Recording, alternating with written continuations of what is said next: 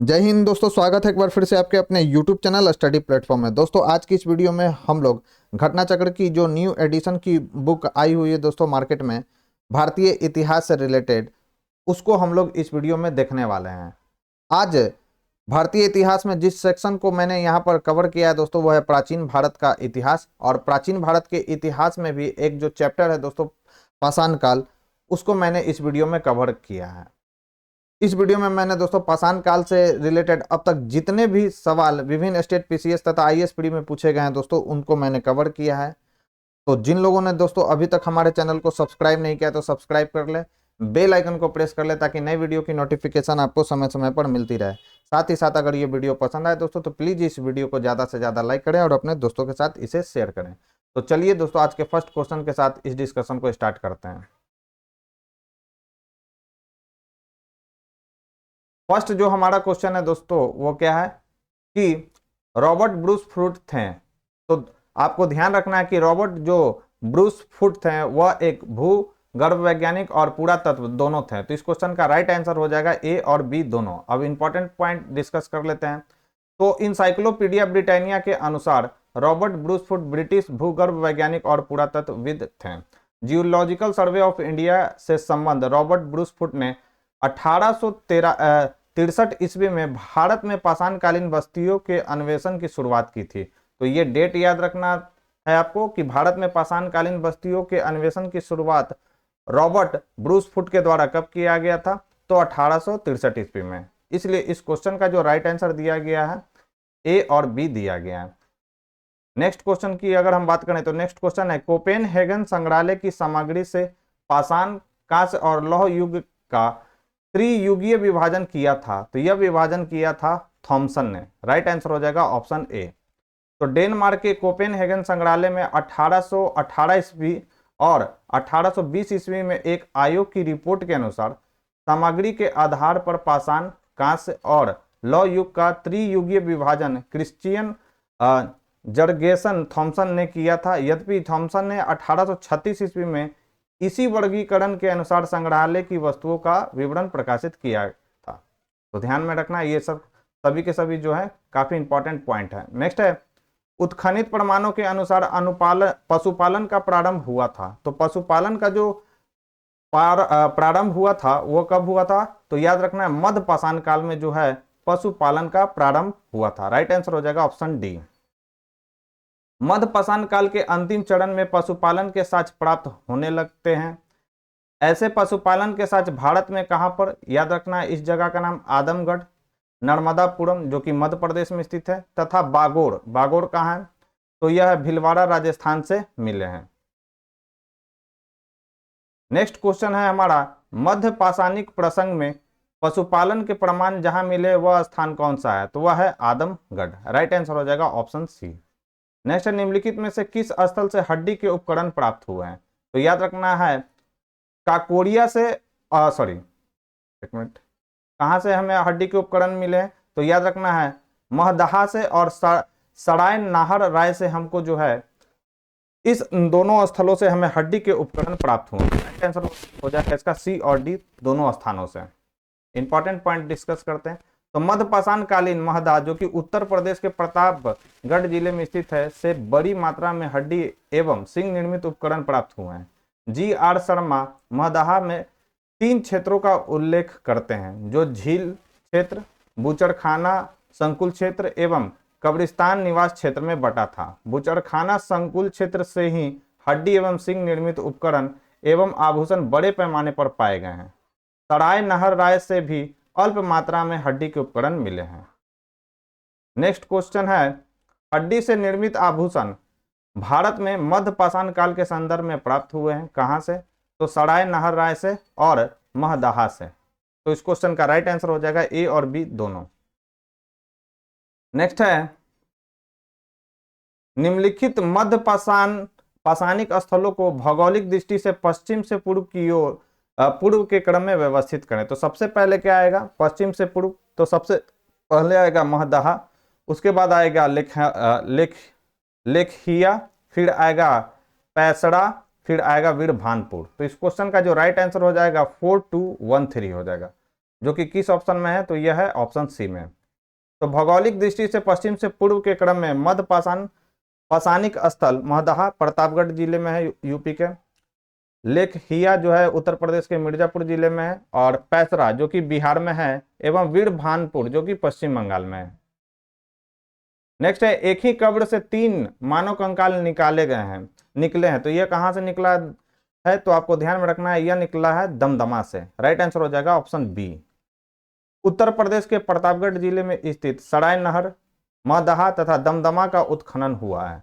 दमदमा में लगातार 5 वर्षों तक किए गए उत्खनन के फलस्वरूप पश्चिमी तथा मध्यवर्ती क्षेत्र से कुल मिलाकर 41 मानव समाधान ज्ञात हुए हैं। इन समाधानों में से 5 समाधान युग्म समाधान है और एक समाधान में 3 मानव कंकाल एक साथ मिले हैं। शेष समाधानों में एक एक कंकाल मिले हैं। नेक्स्ट क्वेश्चन की अगर हम बात करें तो नेक्स्ट हमारा जो क्वेश्चन है वो है, खाद्यान्नों की कृषि सर्वप्रथम प्रारंभ हुई थी। तो आपको याद रखना है कि खाद्यान्नों की जो कृषि सर्वप्रथम प्रारंभ जो हुई थी वह नवपाषाण काल में प्रारंभ हुई थी। राइट आंसर हो जाएगा ऑप्शन ए। तो खाद्यान्नों का उत्पादन सर्वप्रथम नवपाषाण काल में हुआ। यही वह समय है जब मनुष्य कृषि कर्म से परिचित हुआ था। नेक्स्ट है, भारत में मानव का सर्वप्रथम साक्ष्य कहाँ मिलता है, तो यह मिलता है नर्मदा घाटी पे। राइट आंसर हो जाएगा ऑप्शन डी। इंपॉर्टेंट सवाल है दोस्तों, इसको ध्यान में रखना है। तो भारत में मानव का सर्वप्रथम साक्ष्य नर्मदा घाटी में अवस्थित हथनौरा जो कि मध्य प्रदेश के सीहोर जिले में स्थित है नामक पुरा स्थल से प्राप्त हुआ है। इसकी खोज पुरातत्वविद अरुण सोनकिया द्वारा वर्ष 1982 ईस्वी में की गई थी। नेक्स्ट क्वेश्चन जो है हमारा 2020 में 66 बीपीएससी में ये पूछा गया री एग्जाम में, प्रथम मानव जीवाश्म भारत की किस नदी घाटी से प्राप्त हुआ था, तो यह प्राप्त हुआ था नर्मदा घाटी से। जैसा कि मैंने आपको कहा था कि ये जो क्वेश्चन है क्या है, VVI है। नेक्स्ट है, मानव द्वारा सर्वप्रथम प्रयुक्त अनाज था, तो मानव द्वारा सर्वप्रथम प्रयुक्त जो अनाज था वो था जौ। राइट आंसर हो जाएगा ऑप्शन सी। आधुनिक मानव समाज द्वारा मुख्य रूप से 8 खाद्य अनाजों का उपभोग किया गया है। जौ, गेहूं, चावल, मक्का, बाजरा, सोरगम, राई एवं जई। अनाजों के पौधे विभिन्न क्षेत्रों में जंगली घास के रूप में विद्यमान थे, जिन्हें बीजों के रूप में अलग अलग क्षेत्र में अलग अलग समय पर मानव ने उगाया। वैश्विक दृष्टि से देखा जाए तो सर्वप्रथम जौ कब उगाया गया था, तो 8000 ईसा पूर्व के आसपास भूमध्य सागर एवं ईरान के मध्य स्थित पश्चिमी एशिया के देश में मानव द्वारा उगाया गया। तो ये भी आपको याद रखना है, इंपॉर्टेंट फैक्ट है ये। बाद में लगभग इन्हीं क्षेत्रों में 8000 ईस्वी पूर्व के आसपास ही गेहूं भी उगाया जाने लगा। तो ये इंपॉर्टेंट सवाल है, आप लोगों को इसको ध्यान में रखना है। नेक्स्ट है, भारतीय उपमहाद्वीप में कृषि के प्राचीनतम साक्ष्य प्राप्त हुए हैं, तो यह प्राप्त हुआ है लहुड़ा देव से। राइट आंसर हो जाएगा ऑप्शन बी। तो नवीनतम खोजों के आधार पर भारतीय उपमहाद्वीप में प्राचीनतम कृषि साक्ष्य वाला स्थल उत्तर प्रदेश के संत कबीर जिले में स्थित लहुड़ा देव है। इंपॉर्टेंट पहली बात तो यह सवाल है दोस्तों, याद रखेंगे। यहां से 9000 ईसा पूर्व से 7000 ईसा पूर्व तक के बीच चावल के साक्ष्य हमें प्राप्त हुए। तो लहुड़ा देव से हमें क्या मिला है, तो चावल का साक्ष्य हमें प्राप्त हुआ है। उल्लेखनीय है कि इस नवीनतम खोज के पूर्व भारतीय उपमहाद्वीप का प्राचीनतम कृषि साक्ष्य वाला स्थल कौन सा था, तो यह था मेहरगढ़ जो कि पाकिस्तान के बलूचिस्तान प्रांत में स्थित है। यहां से 7000 ईसा पूर्व के गेहूं के साक्ष्य हमें मिले हैं। जबकि प्राचीनतम चावल के साक्ष्य वाला स्थल कौन था, तो यह था कोल्डीवा, प्रयागराज जिले में स्थित है यूपी में, बेलन नदी के तट पर स्थित, जहां 6500 ईसा पूर्व के चावल की भूसी के साक्ष्य हमें मिले हैं माना जाता था। अब कौन सा है, तो लहुड़ा देव, जहां से हमको प्राचीनतम चावल का साक्ष्य हमें प्राप्त हुआ। उपरोक्त संदर्भों में अब यदि विकल्प में लहुड़ा देव रहता है तो उपयुक्त विकल्प वही होगा, परंतु लहुड़ा देव के विकल्प में न होने की स्थिति में इसका उत्तर क्या हम लोग करेंगे दोस्तों, तो याद रखना है मेहरगढ़। नेक्स्ट है, भारतीय उपमहाद्वीप में कृषि के प्राचीनतम साक्ष्य प्राप्त हुए हैं, तो यह प्राप्त हुआ मेहरगढ़ से। अगर मेहरगढ़ भी दिया रहे और लहुड़ा देव भी दिया रहे तो याद रखना है कि इसको आप टिक आउट करेंगे, तो आप टिक आउट करेंगे लहुड़ा देव को। नेक्स्ट है, भारतीय उपमहाद्वीप में कृषि के प्राचीनतम साक्ष्य कहाँ से प्राप्त हुए, तो यह प्राप्त हुआ मेहरगढ़ से, क्योंकि ये काफी पुराना सवाल 2007 का है। नेक्स्ट है, नवपाषाण युग में भारतीय उपमहाद्वीप के उत्तर पश्चिमी क्षेत्र में निम्नलिखित में से किस स्थान पर कृषि के अभ्युदय के प्रारंभिक प्रमाण प्राप्त हुए हैं, तो यह प्राप्त हुआ है मेहरगढ़ से। राइट आंसर हो जाएगा ऑप्शन बी। नेक्स्ट है, भारत में पशुपालन एवं कृषि के प्राचीनतम साक्ष्य प्राप्त हुए हैं, तो यह प्राप्त हुआ है मेहरगढ़ से। राइट आंसर हो जाएगा ऑप्शन डी। काफी बार यह सवाल पूछ चुका है, तो इस क्वेश्चन को आपको ध्यान में रखना है। नेक्स्ट, उत्तर प्रदेश की सांस्कृतिक विरासत के संदर्भ में निम्नलिखित कथनों में से कौन सा कथन सही है? तो जो भी यूपी पीसीएस या यूपी के जितने भी एग्जाम सरकारी होते हैं, तो इस टाइप के क्वेश्चन को आप जरूर देख कर जाएं। पहला है, इस प्रदेश के अनेक उत्खनित पुरा स्थलों से वैश्विक संदर्भ में कृषि के प्राचीनतम प्रमाण प्राप्त हुए हैं। प्राचीनतम प्राप्त कृषि अन्न जौ और धान है। तो इसका राइट आंसर क्या हो जाएगा? ए और बी जो है दोनों सही है। यानी इस प्रदेश के अनेक उत्खनित पुरा स्थलों से वैश्विक संदर्भ में कृषि के प्राचीनतम प्रमाण प्राप्त हुए, बिल्कुल सही है, अभी हम लोगों ने देखा था। और प्राचीनतम प्राप्त कृषि अन्न जौ और धान दोनों था, तो ये भी कथन जो है बिल्कुल सही है। तो उत्तर प्रदेश प्रागैतिहासिक काल से ही समृद्ध सांस्कृतिक विरासत का धनी रहा है। ज्ञातव्य है कि प्रदेश की बेलन नदी घाटी क्षेत्र में स्थित कोल्डिवा को लंबे समय तक विश्व में धान की खेती का प्राचीनतम प्रमाण माना जाता रहा है। इसी तरह वर्तमान में धान की खेती का प्राचीनतम प्रमाण प्रस्तुत करने वाला लहुड़ देव भी उत्तर प्रदेश के संत कबीर जिले का ही भाग है। याद रखना है दोस्तों। अतः कथन एक सही है। उत्तर प्रदेश के अनेक उत्खनित स्थलों से प्राप्त प्राचीनतम कृषि अन्न जौ एवं धान के साथ कहाँ से मिला है? तो महगड़ा एवं धान के साथ कोल्डिवा से प्राप्त हुए हैं। और ये सभी के सभी VVI पॉइंट्स है जिसे आपको ध्यान में रखना है। बढ़ते अपने नेक्स्ट क्वेश्चन की ओर। नेक्स्ट क्वेश्चन जो है हमारा, उस स्थल का नाम बताइए जहां से प्राचीनतम अस्थायी जीवन के प्रमाण मिले हैं। तो वह है मेहरगढ़। राइट आंसर हो जाएगा ऑप्शन डी। तो दिए गए विकल्पों में प्राचीनतम अस्थायी जीवन के प्रमाण सर्वप्रथम बलूचिस्तान के कच्ची मैदान स्थित मेहरगढ़ से मिले हैं, जिसकी प्रमाणिक तिथि लगभग 7वीं सहस्त्राब्दी ईसा पूर्व यानी 7000 ईसा पूर्व है। जबकि किले गुल मोहम्मद एवं कालीबंगा की प्राचीनतम तिथि क्रमशः 4000 ईसा पूर्व एवं 3500 ईसा पूर्व है। अतः विकल्प इसका क्या हो जाएगा? सही आंसर तो डी होगा। नेक्स्ट, निम्नलिखित में से किन स्थानों से मध्य पाषाण काल में पशुपालन के प्रमाण मिलते हैं? तो पशुपालन के जो प्रमाण मिलते हैं मध्य पाषाण काल में, वो हमें मिलता है बागोड़ से। राइट आंसर हो जाएगा ऑप्शन सी। तो मध्य पाषाण काल से पशुपालन के साक्ष्य प्राप्त होने लगते हैं। पशुपालन के प्रारंभिक साक्ष्य मध्य प्रदेश में नर्मदापुरम के निकट आदमगढ़ पुरा स्थल और राजस्थान के भीलवाड़ा जिले में स्थित बागौर से मिलते हैं। तो याद रखना है, मध्य प्रदेश में नर्मदापुरम के निकट आदमगढ़ से, आदमगढ़ कहाँ पे? मध्य प्रदेश में है। और भीलवाड़ा राजस्थान के भीलवाड़ा जिले में स्थित बागौर से हमें मिलते हैं पशुपालन के साक्ष्य। दोनों के दोनों स्थल जो हैं दोस्तों इंपॉर्टेंट है, जिसे आपको ध्यान में रखना है। नेक्स्ट, निम्नलिखित में से किसको चालकोलिथिक युग भी कहा जाता है? तो ताम्रपाषाण युग को चालकोलिथिक युग भी कहा जाता है। तो ताम्रपाषाण यानी तांबे और पत्थर से मिले हुए औजारों का जिस युग में प्रयोग हुआ था, उसी को हम लोग चालकोलिथिक युग कहा जाता है, यानी ताम्रपाषाण युग। तो ताम्रपाषाण युग को चालकोलिथिक युग भी कहा जाता है। इसको याद रखिएगा, कैल्कोलिथिक युग भी कहा जाता है। दोनों आपको याद रखना है। नेक्स्ट है, आहार सभ्यता के बारे में निम्न कथनों पर विचार कीजिए। पहला है, आहारवासी तांबा गलाना जानते थे, ये लोग चावल से परिचित नहीं थे। धातु का काम आहारवासियों की अर्थव्यवस्था का एक साधन था। यहाँ से काले लाल रंग की मृदभांड मिले हैं, जिन पर सामान्यतः सफेद रंग से ज्यामितीय आकृतियां उकेरी गई हैं। तो इसका राइट आंसर क्या हो जाएगा? तो इसका राइट आंसर हो जाएगा 1, 3, 4। यानी आहारवासी तांबा गलाना जानते थे, ये लोग चावल से परिचित नहीं थे। ये कथन गलत है, ये लोग जो थे चावल से परिचित थे। धातु का काम आहारवासियों की अर्थव्यवस्था का एक साधन था, यह भी स्टेटमेंट सही है। और यहाँ से काले लाल रंग के मृदभांड मिले हैं, जिन पर सामान्यतः सफेद रंग के ज्यामितीय आकृतियां उकेरी गई, यह भी स्टेटमेंट जो है सही है। अब इंपॉर्टेंट पॉइंट डिस्कस करते हैं। तो आहार दक्षिण पूर्वी राजस्थान में स्थित एक प्रमुख ताम्रपाषाणिक संस्कृति स्थल है। सबसे पहले तो आपको याद रखना है कि ये जो आहार स्थल है वो कहाँ पर है? तो ये राजस्थान के दक्षिण पूर्वी में स्थित है। और ये किस युग से जुड़ा है? तो ये ताम्रपाषाणिक स्थल है। आहार संस्कृति के लोग मूलतः कृषक एवं पशुपालक थे। वे गेहूं, जौ तथा चावल से परिचित थे।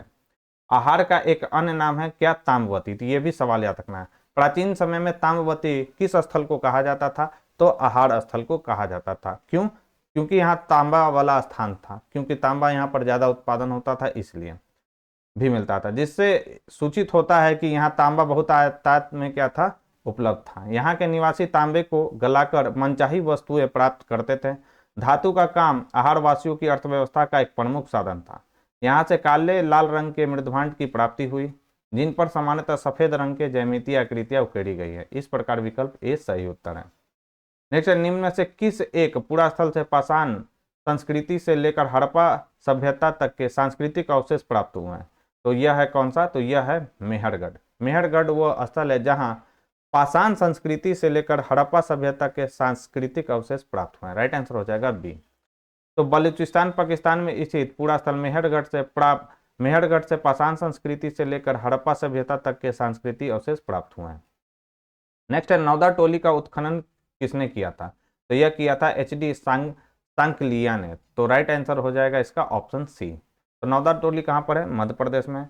का उत्खनन डेक्कन कॉलेज पुणे के प्रोफेसर HD सांकलिया ने कराया था। यह स्थल इस महाद्वीप का सबसे विस्तृत उत्खनित ताम्र पाषाणिक स्थल है, जिसकी तिथि लगभग कब बताई है दोस्तों? तो 1500 से 1300 के मध्य निर्धारित की गई है। नेक्स्ट है, नौदा टोली किस राज्य में अवस्थित है? तो यह जो है मध्य प्रदेश में अवस्थित है। राइट आंसर हो जाएगा ऑप्शन डी। नेक्स्ट है, वृहत पाषाण स्मारकों की पहचान की गई है। तो यह पहचान की गई है वृहत पाषाण स्मारकों की मृतक को दफनाने के स्थान के रूप में। राइट आंसर हो जाएगा ऑप्शन बी। नवपाषाण युगीन दक्षिण भारत में शवों को विभिन्न प्रकार की समाधियों में दफनाने की परंपरा विद्यमान थी। इन समाधियों को जो विशाल पाषाण खंडों से निर्मित है वृहत पाषाण या मेगालिथ के नाम से जाना जाता है। तो ये जो इंग्लिश नाम है यहाँ पे, ये भी आपको ध्यान में रखना है।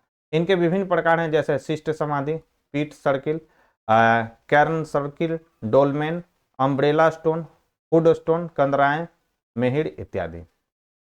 नेक्स्ट है, राख का टीला निम्नलिखित किस पाषाणिक स्थल से संबंधित है? तो जो राख का टीला है वह संगनकल्लू नवपाषाणिक स्थल से संबंधित है। राइट आंसर हो जाएगा ऑप्शन बी।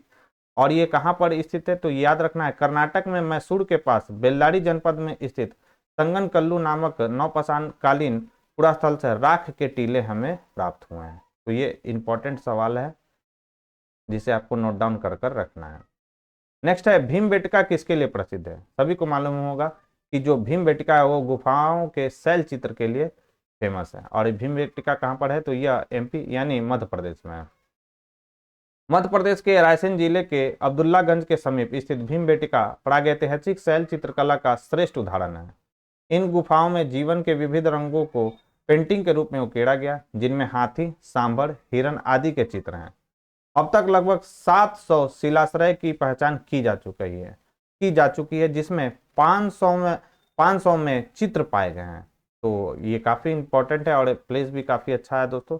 जब भी कभी मध्य प्रदेश जाएं यहाँ पर घूमने जरूर जाएं। नेक्स्ट क्वेश्चन की अगर हम बात करें तो नेक्स्ट क्वेश्चन, निम्न से कौन सा स्थल प्रागैतिहासिक चित्रकला के लिए प्रसिद्ध है? तो यह है भीमबेटका। राइट आंसर हो जाएगा ऑप्शन बी। नेक्स्ट है, भीमबेटका की गुफाएं कहाँ स्थित है? तो यह है अब्दुल्लागंज, रायसेन, MP में। नेक्स्ट है, भारत में स्थित शिलाश्रय से सर्वाधिक चित्र प्राप्त हुआ? तो किस शिलाश्रय से सर्वाधिक चित्र प्राप्त हुआ? तो भीमबेटका से। राइट आंसर हो जाएगा बी।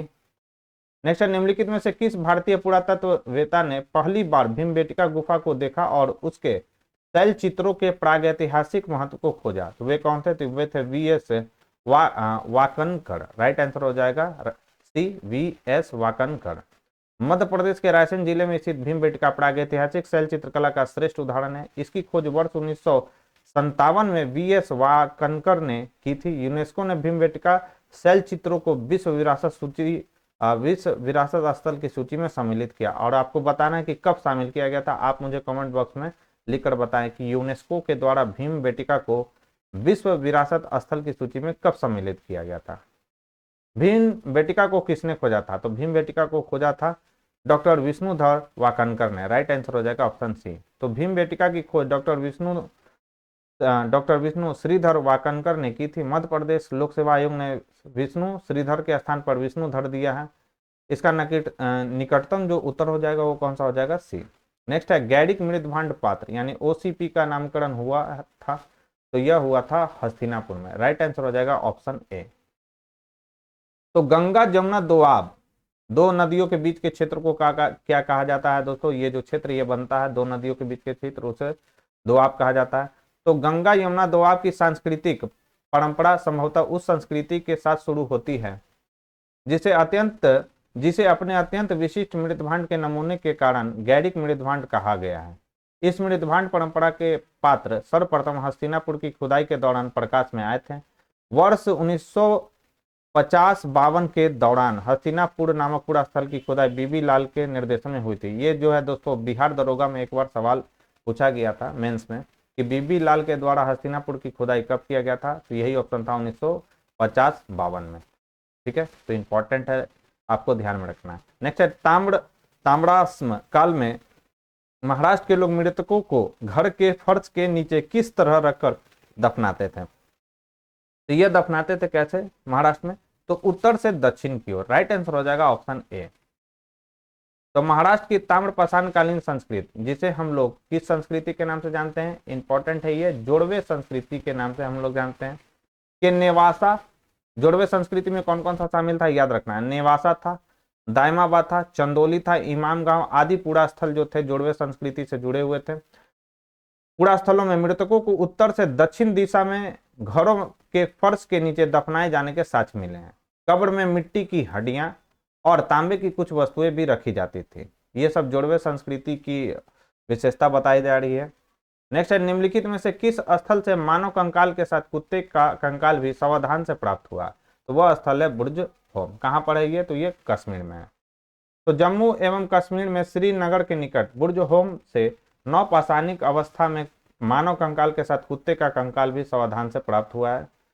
गर्तावास यानी गड्ढों वाले घर भी यहाँ की प्रमुख विशेषता है। तो बुर्जा होम की विशेषता क्या है, गर्तावास यानी गड्ढों वाला घर। नेक्स्ट है, निम्नलिखित में से किस स्थान पर मानव के साथ कुत्ते को दफनाए जाने का साक्ष्य मिला है, तो वह स्थल कौन सा है, तो बुर्ज होम है, जम्मू एंड कश्मीर में स्थित है। नेक्स्ट है, गर्त आवास के साथ प्राप्त हुए, तो यह हमें मिला है बुर्ज होम से। दोस्तों अगर ये वीडियो पसंद आ रहा हो, वीडियो का कंटेंट अगर पसंद आ रहा हो तो प्लीज़ इस वीडियो को ज़्यादा से ज़्यादा लाइक करें और अपने दोस्तों के साथ इसे शेयर करें। चैनल पर पहली बार आए तो चैनल को सब्सक्राइब कर ले, बेल आइकन को प्रेस कर ले ताकि नए वीडियो की नोटिफिकेशन आपको समय समय पर मिलती रहे। इससे पहले मैंने क्या कराया दोस्तों, इससे पहले मैंने 2022 में जो घटना चक्र का जो न्यू बुक निकाला गया था दोस्तों, एंशिएंट हिस्ट्री का हो फिर साइंस का हो, तो उसको मैंने क्या किया दोस्तों, कवर करा दिया। तो जिन लोगों ने उस वीडियो को नहीं देखा तो प्लेलिस्ट में जाकर उसे देख ले। प्लेलिस्ट में सारा वीडियो है दोस्तों, एक एक कर आप आसानी से चैप्टर बाय चैप्टर मैंने वहाँ पर कवर कराया, आसानी से आप देख सकते हैं उसे। नेक्स्ट है हमारा, निम्नलिखित युग्मों पर विचार कीजिए, ऐतिहासिक स्थान है और ख्याति का कारण। बुर्ज होम किसके लिए फेमस है, तो यहाँ पर दिया गया शैलकृत देव मंदिर के लिए, चंद्रकेतुगढ़ जो है टेराकोटा कला के लिए, गणेश्वर जो है ताम्र कलाकृति के लिए फेमस है। तो आपसे पूछा जा रहा है कौन सा युग्म सही है, तो 2 और 3 इसमें सही है, यानी चंद्रकेतु जो गढ़ है वो टेराकोटा आग में पकी हुई मिट्टियों को क्या कहा जाता है, टेराकोटा। गणेश्वर जो है ताम्र कलाकृति के लिए सही है, यह सही है। बुर्ज होम जो है दोस्तों अभी हम लोगों ने देखा था क्या, गर्तावास के लिए फेमस है, न कि शैलकृत देव मंदिर के लिए, तो ये जो गलत है। राइट आंसर इसका हो जाएगा क्या, तो राइट आंसर हो जाएगा ऑप्शन डी। ये IAS 2021 में पूछा गया सवाल है प्रीलिम्स में। बुर्ज होम नामक नवपाषाणिक पूरा स्थल जम्मू एवं कश्मीर केंद्र शासित प्रदेश में अवस्थित है। इस पूरा स्थल की खोज वर्ष 1935 में, याद रखना है, डी टेरा एवं पीटरसन ने की थी। इस पूरा स्थल से गर्तावास के साक्ष्यों की प्राप्ति हुई है। चंद्रकेतु गढ़ जो है पश्चिम बंगाल प्रांत में स्थित एक प्रमुख ऐतिहासिक पुरातात्विक स्थल है जो विद्याधरी नदी के तट पर अवस्थित है। तो इंपॉर्टेंट है, आपसे पूछेगा कि चंद्रकेतुगढ़ पहले तो कहाँ पर है, तो ये पश्चिम बंगाल में, और ये किस नदी के तट पर है, तो विद्याधरी नदी के तट पर अवस्थित है। यहाँ से ऐतिहासिक काल के टेराकोटा कला के कई उदाहरण प्राप्त हुए हैं जो तत्कालीन शिल्प कौशल की एक असामान्य विशेषता प्रदर्शित करता है। गणेश्वर कहाँ पर है, तो याद रखना है, गणेश्वर जो है राजस्थान प्रांत में स्थित एक प्रमुख ताम्रपाषाणिक पूरा स्थल है। इस पूरा स्थल की खोज राजस्थान विश्वविद्यालय के पुरातत्व विभाग के प्रोफेसर किसने किया था, तो रतन चंद्र अग्रवाल ने किया था गणेश्वर पूरा स्थल की खोज। इस पूरा स्थल से दोहरी पेंचदार कीड़े वाली ताम्र बनाग्र मछली पकड़ने का कांटा तथा विभिन्न प्रकार के मृदभांड प्राप्त हुए हैं। अतः राइट आंसर क्या हो जाएगा, ऑप्शन डी। नेक्स्ट है, विंध्य क्षेत्र के किस शिलाश्रय से सर्वाधिक मानव कंकाल मिला है, तो यह है लेखहिया से। लेखहिया से हमको क्या मिला है, सर्वाधिक मानव कंकाल मिले हैं। राइट आंसर हो जाएगा डी। तो डॉक्टर JN पांडे की पुस्तक पुरातत्व विमर्श के अनुसार विंध्य क्षेत्र के लेखहिया के शिलाश्रय संख्या 1 से मध्यपाषाणिक लघु पाषाण उपकरण के अतिरिक्त 17 मानव कंकाल प्राप्त हुए हैं, जिनमें से कुछ सुरक्षित हालत में तथा अधिकांश क्षत विक्षत अवस्था में प्राप्त हुए हैं। संयुक्त राज्य अमेरिका के ओरेगोन विश्वविद्यालय के जॉन आर लुकास के अनुसार लेक हिया में कुल 27 मानव कंकाल की अस्थियां मिली हैं। तो ये इंपॉर्टेंट सवाल है दोस्तों, आपको ध्यान में रखना है। फिर अभिकथन और कारण से रिलेटेड सवाल है। विंध्य क्षेत्र के पाषाण युगीन लोगों ने नूतन भूतल काल के अंत में गंगा घाटी में प्रव्रजन किया। कारण इसका दिया गया कि जलवायु परिवर्तन के कारण इस काल में शुष्कता का चरण था। राइट आंसर इसका क्या हो जाएगा? इसका राइट आंसर हो जाएगा ऑप्शन ए। कथन और कारण दोनों सही है, और कारण जो है कथन की सही व्याख्या भी कर रहा है। राइट आंसर हो जाएगा option A. G R Sharma ने सराय नहर राय में खुदाई के बाद यह अवधारणा दी कि नूतन भूतल काल के अंत में सूखे के कारण विंध्यन क्षेत्र में भोजन की कमी के कारण लोगों ने गंगा घाटी क्षेत्र में प्रवास किया था। 42 नंबर क्वेश्चन है, भारतीय पुरातत्व सर्वेक्षण निम्नलिखित विभागों या मंत्रालयों में से किसका संलग्न कार्यालय है? तो यह है संस्कृति का। राइट आंसर हो जाएगा ऑप्शन ए। तो भारतीय पुरातत्व सर्वेक्षण यानी archaeological survey of India Bharat सरकार के संस्कृति मंत्रालय के अधीन एक क्या है? विभाग है। नेक्स्ट है, भारतीय पुरातत्व का जनक किसे कहा जाता है? तो यह कहा जाता है अलेक्जेंडर कनिंघम का। कई बार ये एग्जाम में पूछ चुका है। तो अलेक्जेंडर कनिंघम को कब से कब तक है? तो 1814 से 1893 ईस्वी को एक ब्रिटिश सेनाधिकारी के रूप में बंगाल इंजीनियर ग्रुप के साथ काम करने के लिए तैनात किया गया था। उन्हें ही भारतीय पुरातत्व के जनक के रूप में जाना जाता है। नेक्स्ट है, राष्ट्रीय मानव संग्रहालय कहाँ पर है? तो यह है भोपाल में। इंपॉर्टेंट है कि राष्ट्रीय मानव संग्रहालय कहाँ पर है? भोपाल में। तो राष्ट्रीय मानव संग्रहालय, जिसका नाम बदलकर इंदिरा गांधी राष्ट्रीय मानव संग्रहालय कर दिया गया था, भोपाल मध्य प्रदेश में स्थित है। यह भारत सरकार के संस्कृति मंत्रालय के अंतर्गत स्वायत्त शासी संगठन है, यानी ऑटोनोमस बॉडी है, ये याद रखना है। मानव सभ्यता के विकास की कहानी दर्शाने वाला देश का सबसे बड़ा संग्रहालय इंदिरा गांधी मानव संग्रहालय कहाँ स्थित है? तो यह मध्य प्रदेश की राजधानी भोपाल में स्थित है। और इसी के साथ ये जो हमारा चैप्टर था दोस्तों, यह समाप्त हो गया है। तो यह चैप्टर आपको कैसा लगा दोस्तों, मुझे कमेंट बॉक्स में लिखकर जरूर बताएं दोस्तों। साथ ही साथ अगर ये वीडियो पसंद आई हो दोस्तों, तो प्लीज़ इस वीडियो को ज़्यादा से ज़्यादा लाइक करें और अपने दोस्तों के साथ इसे शेयर करें।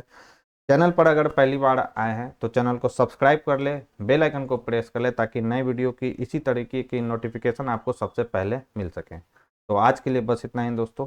Thank you.